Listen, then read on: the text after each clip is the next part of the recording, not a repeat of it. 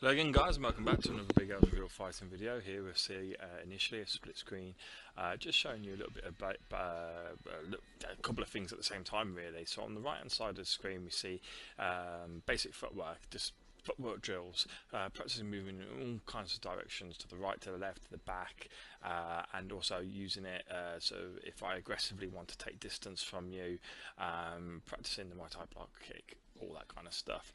And on the left we've got the more interesting stuff, but I'm actually practicing really counters that come off the Muay Thai block.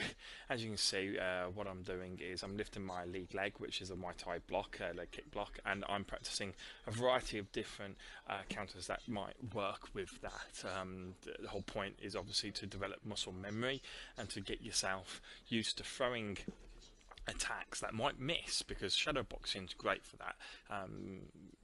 When you're actually sparring, or it's completely different than when, for example, when you're hitting a bag, because more often than not you're going to hit the bag. If you miss the bag, it's your own fault. But in sparring, you can miss a person, and not because you've thrown a punch that is not in range, but because they've blocked it or they've evaded it.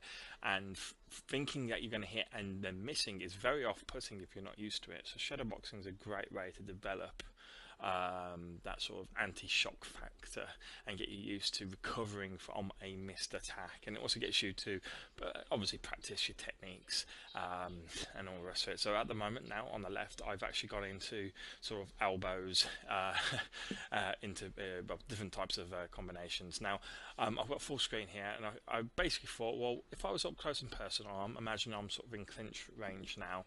I want to try and get elbows more into fights.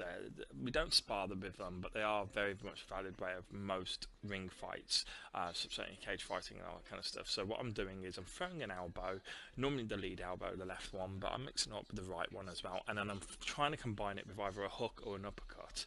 The principle of the motion is basically you hit them with the elbow, which should knock them out or do a lot of damage, especially if you bob and weave in now. I'm starting to add a bit of footwork, and then you just hit them on the way down with the uppercut to finish them off.